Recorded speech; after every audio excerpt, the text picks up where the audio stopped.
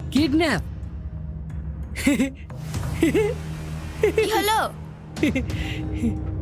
এভাবে হাসছো কেন? আর কে ফোন করেছে? হাসবো না তো কি করবো? একটা লোক ফোন করে বলছে আমাদের মেয়ে হাসিকে নাকি কিডন্যাপ করেছে। কিডন্যাপ? কিরে মামু, কি হইল? এ ভাই নে, কিডন্যাপের কথা শুনি হাসছে যে। মনে হয় আরো বুঝতে পারছে না, একটু ভারী গলায় বল। হ্যাঁ, বলো কি? আমার মেয়ে তো কলেজে, কিডন্যাপ কি করে করবে?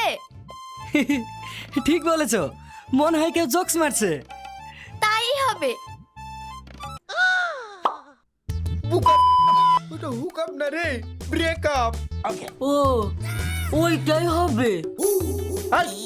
তোরা যা তো, আমাদের কাজ করতে দে। হ্যাঁ, চ।